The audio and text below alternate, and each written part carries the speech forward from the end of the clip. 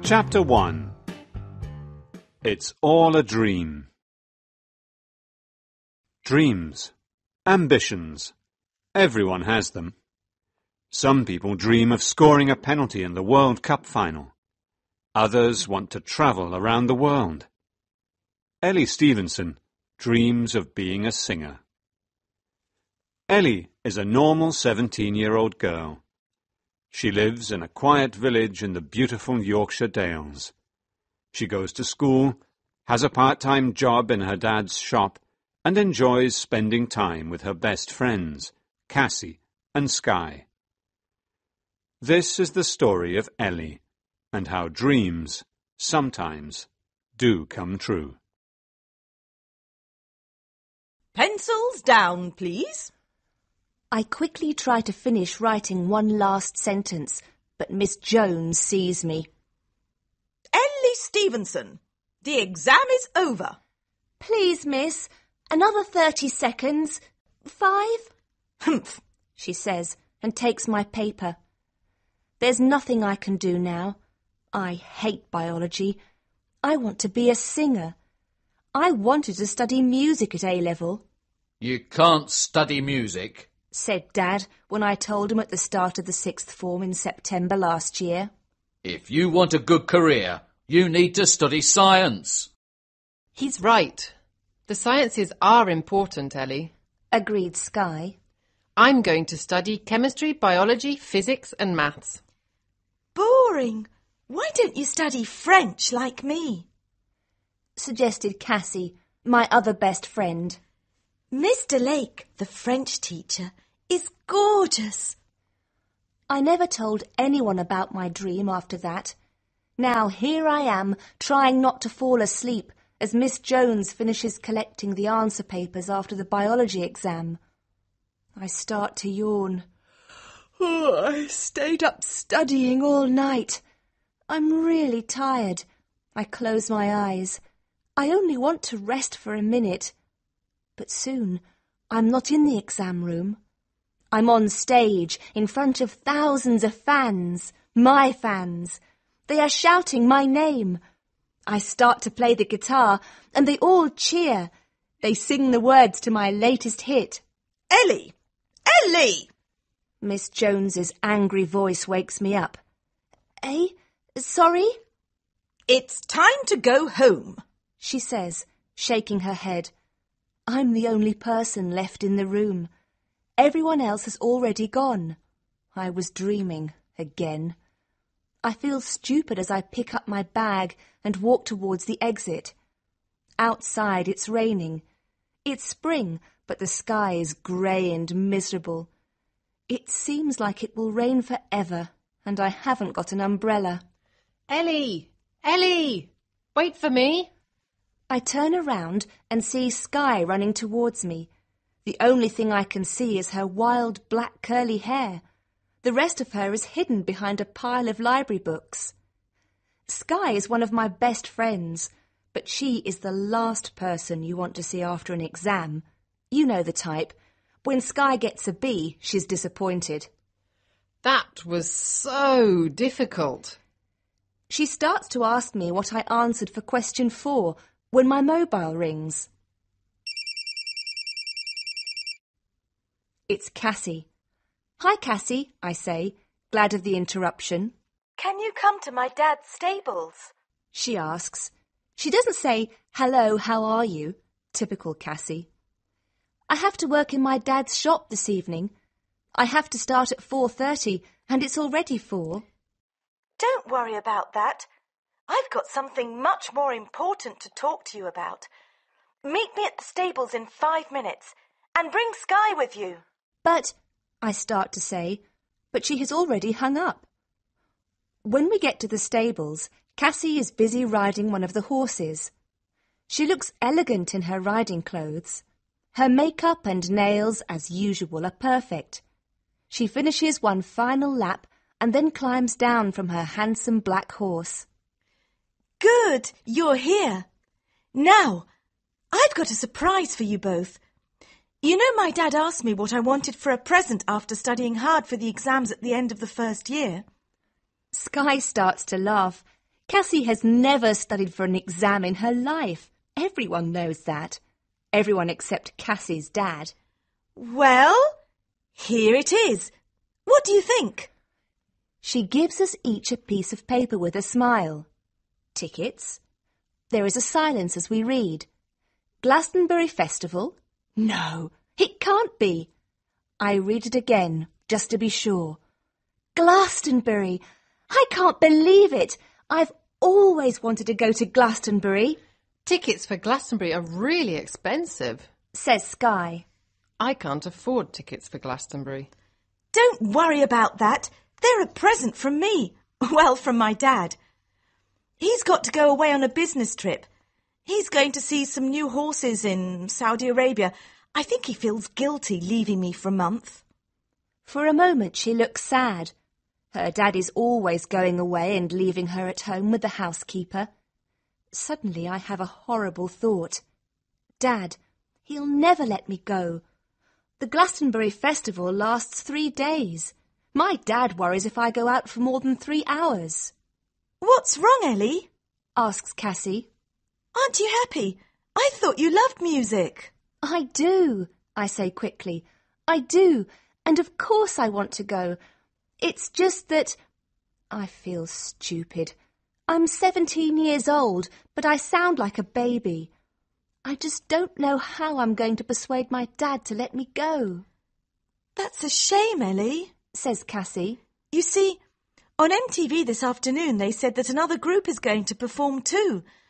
But if you don't want to see Murphy play live... Murphy? I ask, my voice shaking. My heart starts to beat loudly. That's what I said. Murphy, the sexiest, most gorgeous man alive. But if you don't want to upset your dad... She tries to take the ticket back. No, I shout quickly, pulling the ticket away from her. I'll be there. Cook him a nice dinner, suggests Cassie. Work extra hours in the shop, suggests Sky. The shop. I suddenly remember and quickly look at my watch. 4:35. What is it? Asks Cassie. The shop, I say, running towards the door. I'm late for work. I can hear Cassie and Sky laughing as I run out of the stables and into the cold rain. But I don't care, and soon I am laughing too. I'm going to see Murphy. Chapter 2. Lying to Dad. Have you told your dad about Glastonbury yet? Asks Cassie a few weeks later. We are walking Sky's pet dogs through the countryside of the Yorkshire Dales. I love living here. We let the dogs off their lead. They run and start to play in the fields. I feel that nothing could spoil this perfect moment. But then Cassie reminded me that I haven't told Dad about the festival. It's difficult to find the right moment, I try to explain. Cassie looks at me, and I know she doesn't believe me.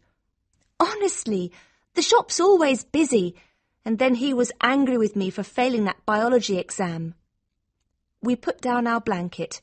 Cassie lies down and starts to read a fashion magazine.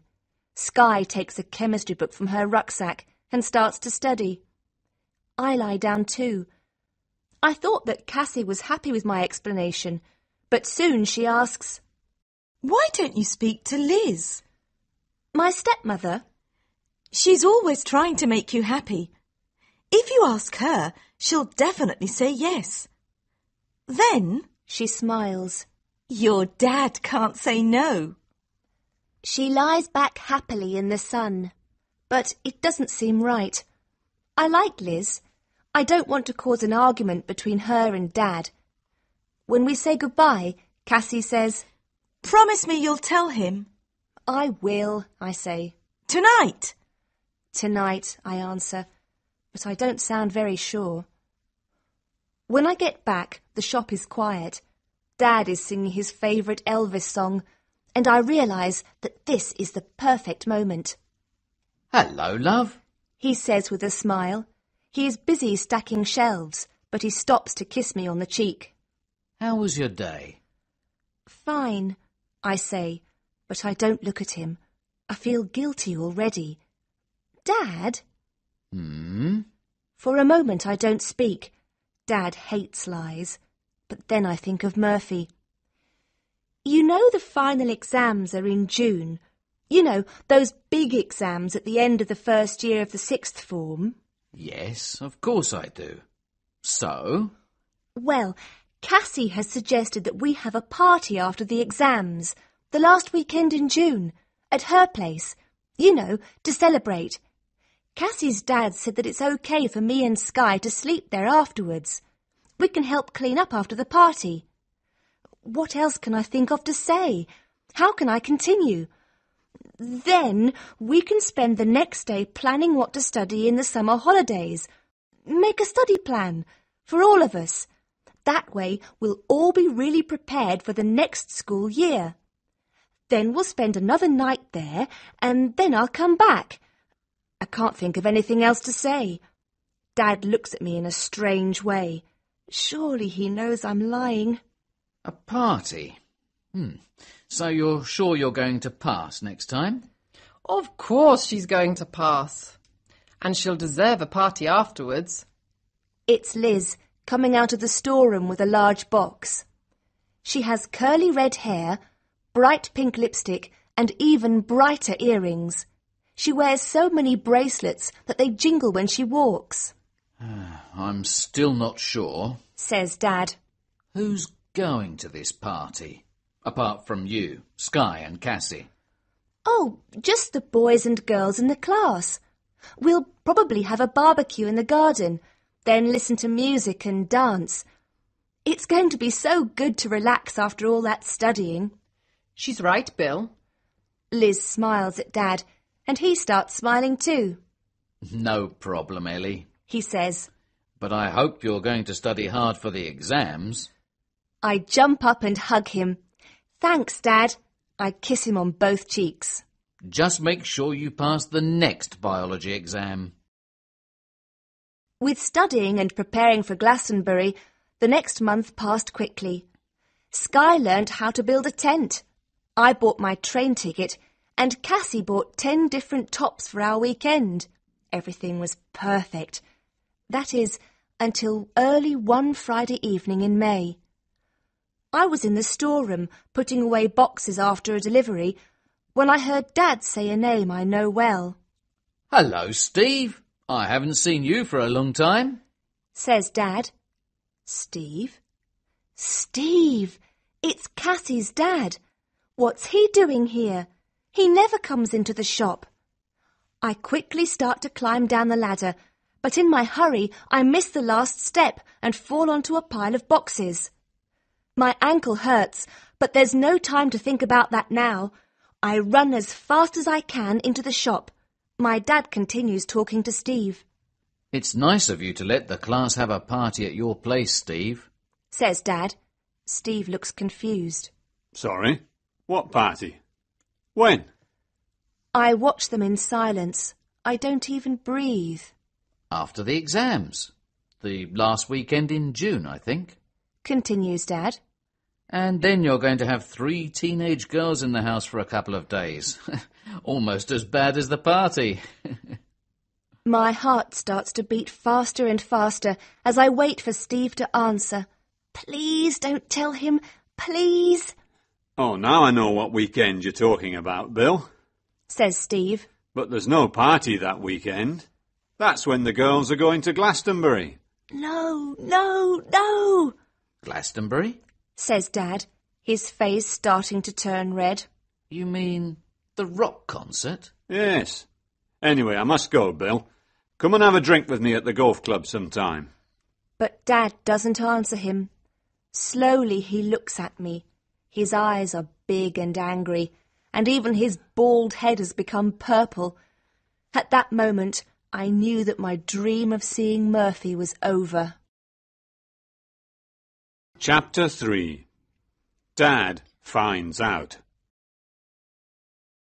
But I'm 17 years old, Dad. I'm not a baby anymore. I don't care. You're living in my house. That means you do what I tell you to do. There will be no rock concerts. It's an arts festival, not a rock concert. I don't care what it is. You're not going. You lied to me, Ellie. He turns to Liz. A party. A day with her friends making a study plan. I was so stupid to believe all of that. I'm sure you went to concerts when you were my age, That was different. Things were different then. says Dad. Can't you talk to him? I ask Liz, but she shakes her head. I'm sorry, Ellie. She tries to put her arm around me, but I don't let her. Leave me alone, I shout, pushing her arm away. I'll never forgive you both for this. Never! I run up the stairs and throw myself onto my bed. It's not fair. Everyone else's parents let them go to concerts. Why can't mine? I pick up my mobile phone and try to phone Cassie, but I have no credit left. I throw my phone onto the bed just as Liz knocks on my door. Ellie, dinner's ready. I'm not hungry. You've got to eat, Ellie. Leave me alone. I don't want anything, I shout. How can I eat ever again? Seeing Murphy was going to be the best day of my life. But half an hour later she is back. This time she comes in before I can stop her.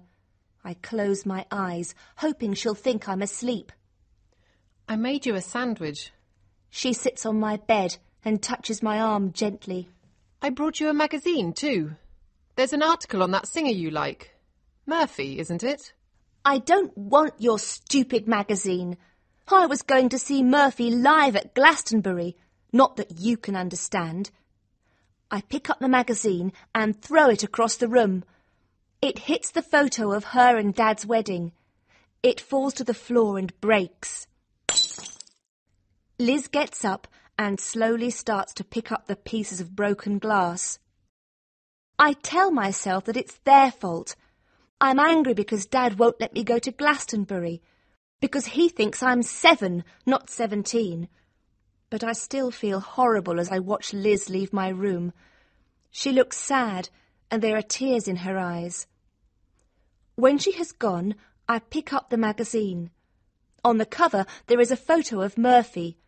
The thought of missing Glastonbury makes my stomach hurt, but I still look through the magazine. When I get to the article on Murphy, more tears fill my eyes.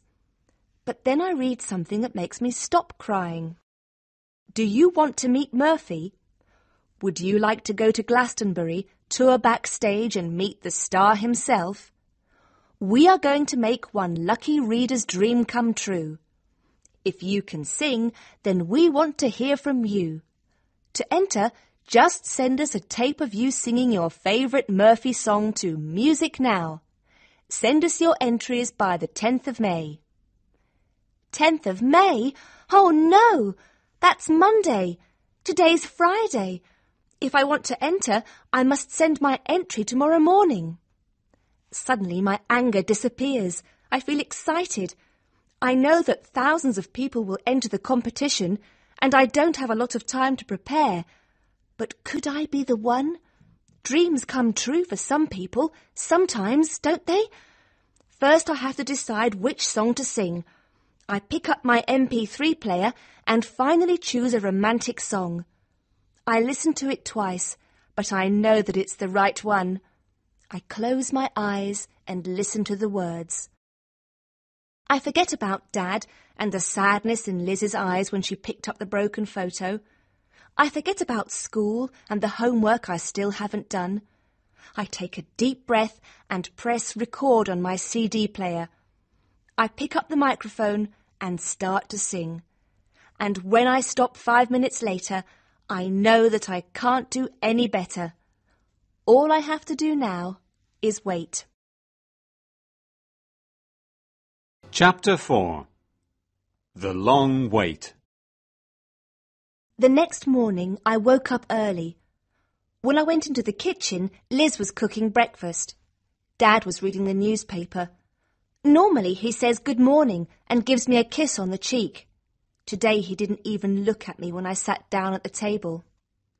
I heard you singing last night, Says Liz. She puts a plate of bacon and eggs in front of me and smiles.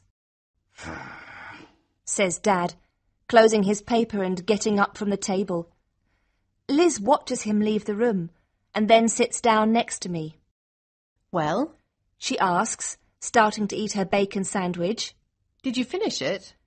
Finish what? I ask. The tape, of course. For the competition. She smiles. Give it to me and I'll post it when I go to the supermarket. Just then, Dad comes back into the kitchen.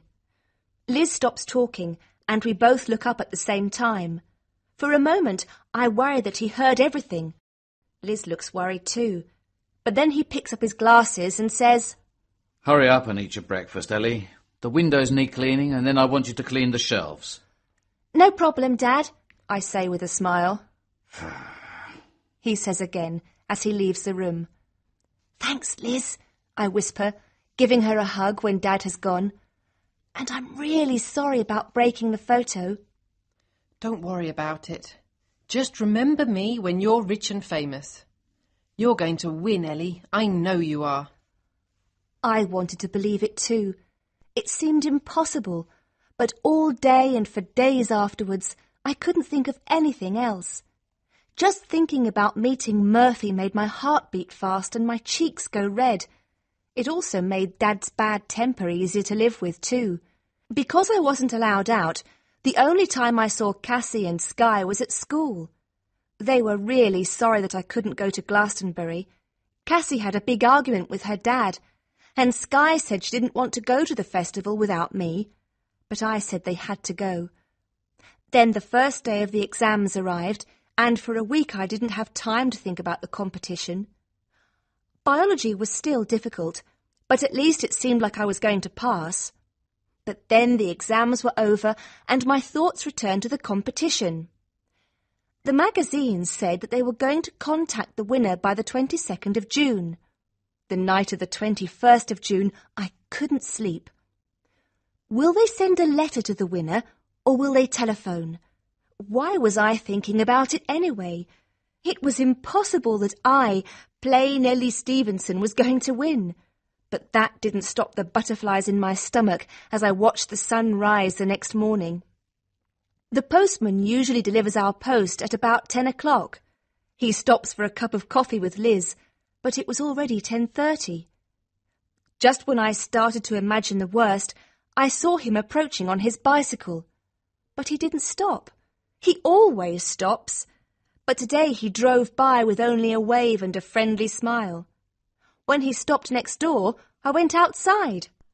Hello, Ellie. He says, Are you okay? You look worried. Exam results don't arrive until August. I know, I'm fine. It's just, is there any post for us this morning? We always get something. Bills usually, Dad says, but anyway, I stop for breath and try to smile. Sorry. He shakes his head. Nothing for number 32 today. Are you waiting for something important? Can you check, please? I insist. But his bag is almost empty, and I can see there is nothing there for me. Maybe they will phone instead. Yes, that's it. While I'm out here, the phone is ringing, and Dad can't answer it because he is busy. I run back into the shop, but there are no customers. The shop is empty, and the phone isn't ringing. Dad is doing a crossword, and Liz is painting her nails. Has anyone phoned, Dad? I ask out of breath. No. He says. I look at the clock. 10:55. There's still time. I wait and wait. Lunchtime passes, but still there's no news. I watch the clock, and the minutes go by so slowly, but still the telephone doesn't ring. And then it is 5 o'clock, and I know that my dream is over. I didn't win. I feel stupid for believing even for a second that I could win. Ellie. Ellie. Dad's voice makes me look up. What is wrong with you today? All you've done is look at the clock and be miserable. Peter isn't feeling very well.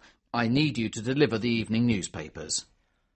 I don't like delivering newspapers, but I pick up the bag and walk out of the door.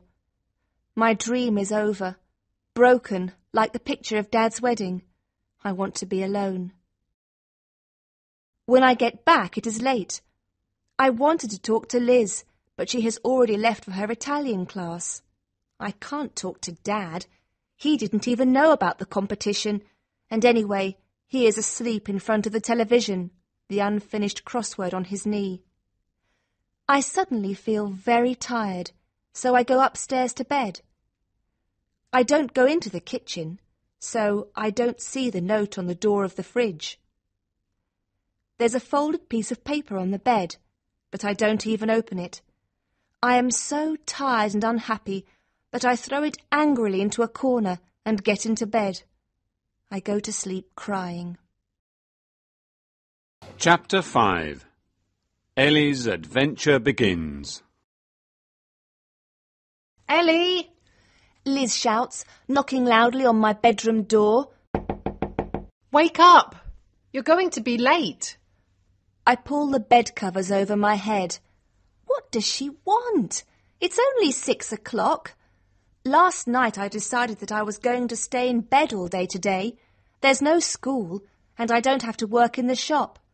I don't have anything to do all day, not like Cassie and Skye, who will be at the train station waiting for their train by now, excited about Glastonbury, the bands they are going to see and the fun they're going to have. Maybe Dad was right. Becoming a singer was just a dream. I pull the bed covers over my head more, and I'm about to go back to sleep when Liz knocks on my door again, louder this time. Ellie, you'll miss your train if you're not careful.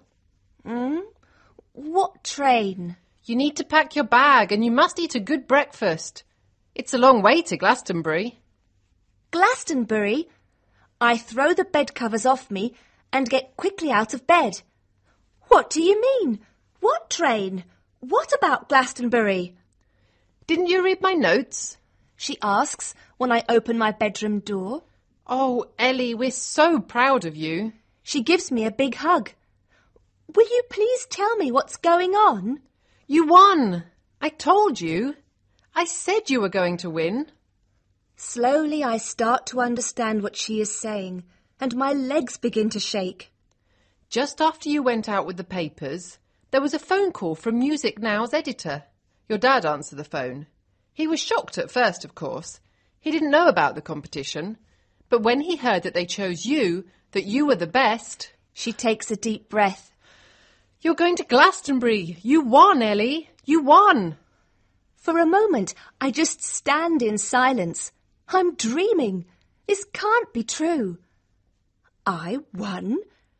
I won. I won. And then we are both laughing and hugging. When we finally stop, Dad is standing in front of me. He isn't smiling.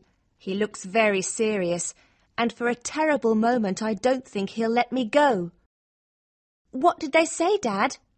You have to get the 8:02 train to London. You'll meet the journalist who is going with you. His name's Mike Peters. And then you'll get the train to Glastonbury together. I'm still not happy about you going to London on your own. I'll be fine. What about this journalist? I don't know who he is. He could be a serial killer. Oh, Bill, Laughs Liz, giving him a hug. Ellie's a big girl now.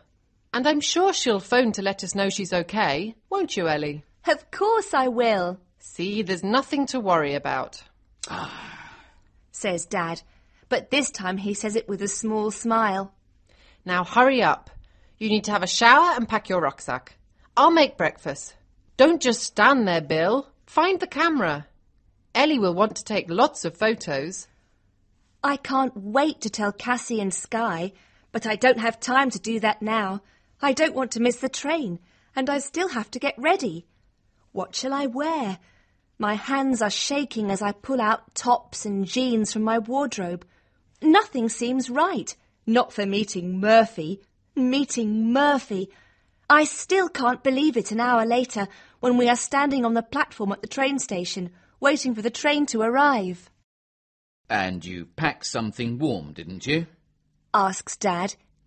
Yes, Dad.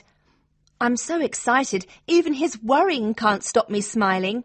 And you'll phone as soon as you get there. He continues as the train slows to a stop in front of us.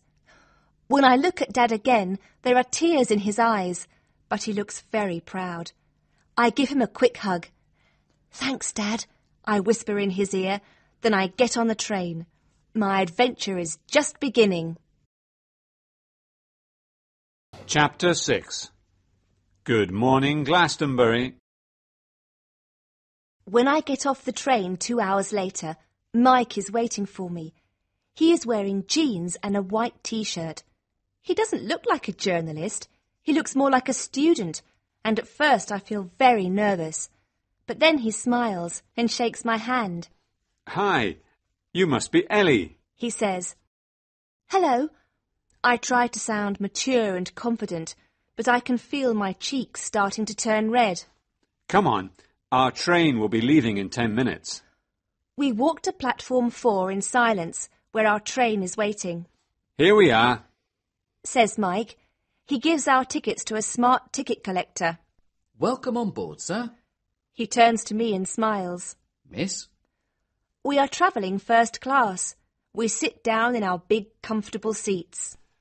You'll need this, says Mike, and he passes me a press badge. For a while, I just look at it. It says, Ellie Stevenson, Music Now. Maybe I am still asleep. In a minute, Liz will come in and wake me up. Ellie, we're going to be really busy. I have interviews to do and photos to take for the magazine. With that pass, you can go everywhere, even backstage. Sometimes I might have to leave you alone. Is that okay? Okay? Is he joking? Me? Backstage? This is amazing. Our interview with Murphy is at 6 this evening. Murphy hates people who are late, so we must get there on time. He gives me a copy of the questions we will ask, and for the rest of the journey we talk about music. As we get closer to our destination, the train gets very full. Most of the passengers talk excitedly about the festival. The atmosphere is amazing, and we haven't arrived yet. When we get off the bus that takes us from Castle Carey station to the site, it's raining, but I don't care, and nobody else seems to either. This is going to be the best weekend of my life. For a moment, I just stand and look around, seeing things that I have only read about before now. The sea of tents in the distance, the huge pyramid stage where Murphy will play later on, the friendly and relaxed atmosphere. I need to take some photos before our interview with Murphy, says Mike, interrupting my thoughts. Have a look around. This is my mobile number if you need me. He gives me a piece of paper. Have a good time. And with a wave he disappears into the crowd. After phoning Dad, I decide to phone Cassie and Sky. They still don't know that I'm here. Cassie, I say when she eventually answers the phone. Yes? The line is very bad. It's me, Ellie. Guess where I am? What? It's Ellie. I'm here at Glastonbury. I shout back. I'm at the pyramid stage. Where are you? But then I see her, so I walk over to my two friends. Sky sees me first. Ellie! She shouts and throws her arms around me. Then Cassie screams, a big smile on her face. Oh, what are you doing here? She gives me a hug and I quickly tell them about the competition. Wait a minute, Cassie says, her mouth open in disbelief. You're going to meet Murphy. The Murphy. I smile and nod. When? Where? Tell me, Ellie. This is amazing. She starts to jump up and down and hug Sky excitedly. We're going to meet Murphy. I need to get changed. Which top shall I wear? The pink one or the green one? And my hair? She takes a mirror out of her bag and looks at her reflection carefully.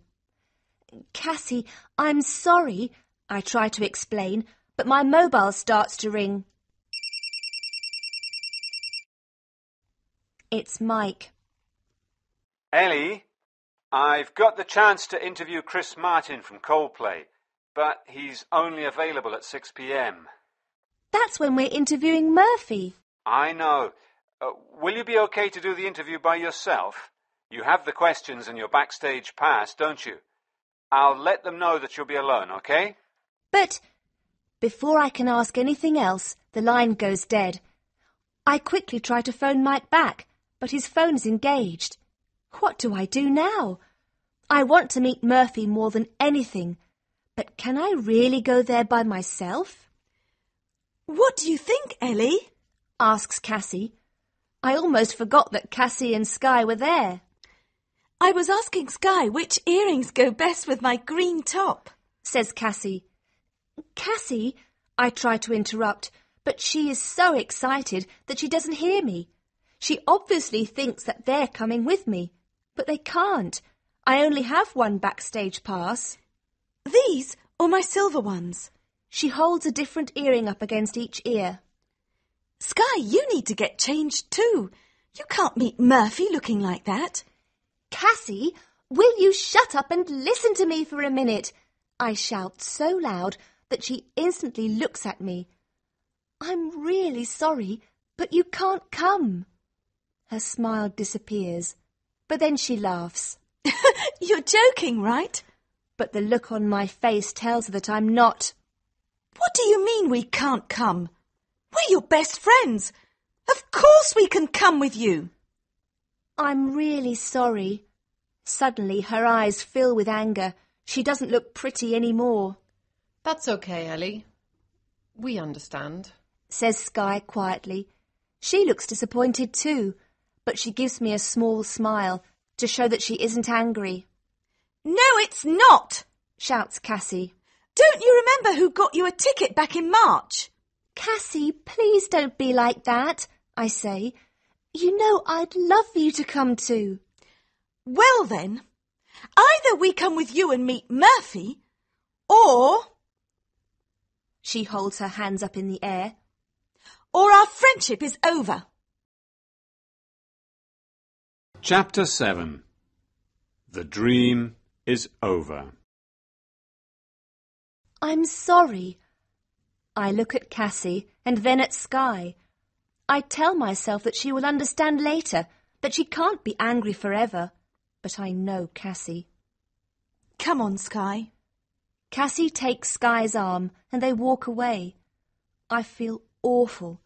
They're my best friends, but I can't miss an opportunity like this. I look at my watch. It's already 5:30. I have half an hour before the interview, but when it gets to 1:45, I still haven't found where I need to be. Mike said that we were to interview Murphy in his van, but there are so many, and they all look the same. Feeling desperate, I try to phone Mike again, but his mobile is switched off. I quickly look at my watch. 6:15. I remember what Mike said. Murphy hates people who are late. Why did I have that stupid argument with Cassie? Why didn't I phone her after the interview?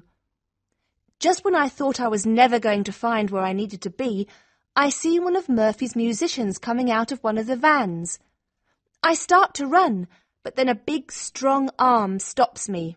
You can't come back here, a loud voice says. I look up at the tallest man I have ever seen. He is dressed in black from head to toe. A label on his chest says, Security. It's okay, I say, trying to catch my breath. I'm here to interview Murphy for Music Now magazine. Murphy isn't giving any more interviews today, he says. But I've got my pass. Look. I hold it up to show him. He checks my name against a list he has. You're late. Your interview was at 6. I know. Murphy hates it when people are late. I know, I interrupt. But please, you have to let me see him. But it's no good. He crosses his arms across his huge chest and stares down at me, and I know he won't change his mind. What am I going to do now? How can I tell Mike that I missed interviewing Murphy because I was arguing with my best friend? I stand there for a moment, and my eyes start to fill with tears. I don't want the security guard to see me cry, so I turn to walk away. Just when I think things can't get any worse, I see Mike coming towards me. Before I can explain what has happened, he says, "I've just spoken to another journalist. Chris, the singer Murphy was going to sing a duet with, hasn't arrived. He's really angry and has refused to give any interviews. People are saying that he might not even sing tonight. He's so angry." So that means no one at all has interviewed him today, "Exactly," says Mike. Phew, that's a relief, I say quietly. I am relieved that it wasn't my fault, but I really wanted to meet Murphy. I have lied to my dad and my best friends will probably never speak to me again. For what? Nothing, "Come on, let's go and enjoy the festival," says Mike, trying to sound cheerful. But I feel awful. Is it okay if I stay here for a while? I ask and try to smile. I'd really like to see the next band, I lie. The truth is that I want to be alone. This was going to be the best weekend of my life. Now it is the worst. "If you're sure," says Mike. "I'll be at the other stage if you want me." He disappears into the crowd. Everyone looks relaxed and happy, and I feel like I'm the only one who is miserable. After a while, I decide to go and find Cassie and Sky. I'll apologise, and hopefully Cassie will forgive me. But just as I'm about to leave, the door to one of the vans opens, and familiar music fills the air. The security man bends his head low and steps out into the rain. He sees me watching. "I told you there were no interviews. You're wasting your time waiting here." That music? I ask. I'm wrong. I must be. The music that's playing inside that van, "Murphy loves it," says the security guard. What is it? I mean, do you know who it is? "Some girl who won a competition. The magazine sent it to him and he really likes it." So it is true. Suddenly I don't feel sad anymore. I feel excited and happy and proud all at the same time. I step closer to the van, but the security guard stops me. "But you can't go in there, miss." He says, "You don't understand," I say. "That's me. That's my song." Chapter 8. The dream is just beginning. "What did you say your name was?" asks the security guard. Ellie Stevenson. I won the competition. I have to make him believe me. For a moment he doesn't move. He looks like he is thinking about what to do. But then he says, "Wait there a minute." and he disappears into the van. After what feels like a year, he eventually comes out. "The boss wants to see you." He says, holding the door open. Murphy wants to see me. Murphy wants to see me. "What are you waiting for?" He says when I don't move. My heart is beating fast and my hands are sweating. I quickly wipe them on my jeans and slowly climb the steps into the van. When I get inside, Murphy is sitting on a sofa, his guitar on his knee. His green eyes are even greener than they look in the magazines. When he looks at me and smiles, I think I will faint. Somehow I don't. A miracle. Ellie, right? I nod. I always hated my name, but the way he says it, it sounds so nice. I really like your voice. Wow, he really likes my voice. I'm really pleased. I mean, that's great. I feel my cheeks starting to turn red. Why do they always do that? Murphy looks up at me and smiles one of his famous big smiles. Do you know the words to Tonight? Tonight? Yes. I can't talk properly anymore. What is happening to me? He picks up his guitar and starts to play. He wants me to sing with him. Now. Calm down, Ellie. Take a big, deep breath. I tell myself to imagine that I am at home, in my bedroom, alone. I am not in the van of my favourite singer, backstage at Glastonbury. Those gorgeous green eyes are not looking at me. I close my eyes and take a deep breath. I'm nervous, but soon I'm in a world where only music exists. There is nothing else. I start to sing, and only when the song is over do I open my eyes, instantly embarrassed once more. Terry! Murphy shouts, and the security man appears. Yes, boss? I've changed my mind. He stands up, takes my hand and leads me outside. Call the band. I'm going on stage. And Ellie's coming with me. What? I can't! There are thousands of people out there! But Murphy doesn't look worried. He holds my hand tighter as we follow the security man towards the pyramid stage. When we get there, Murphy's band is waiting. As they start playing, I turn to Murphy. I have to make him understand that I can't do this. But before I can find the words, they call us onto the stage. The crowd cheers. Everything is so much bigger and louder than I have ever imagined. My heart begins to beat faster than ever, and I'm sure that I'm going to faint. But then the crowd is in front of me. When they see Murphy, the audience goes wild. Good evening, Glastonbury. Are you having a good time? A bigger cheer. I'd like to introduce you to a special friend of mine, a young woman who has an amazing voice and an amazing talent. I want you to make her feel welcome tonight. Everyone, this is Ellie. He turns to me and smiles, and I feel like I'm going to faint. But then the crowd starts to shout, Ellie, Ellie, Ellie, just like in my dream. Then the band starts to play. Murphy takes my hand in his. At first my voice shakes with emotion, but then I close my eyes, feel Murphy's touch. The crowd sings with us, and it feels incredible. Now it has started. I don't want this moment to end. When I open my eyes and look at the crowd, at the front I can see two faces I know. Cassie and Sky are there. They are both smiling proudly, and I know that everything is going to be okay. After a final applause, I leave the stage, and Murphy continues with his performance. I watch him from the side with Terry, the security guard.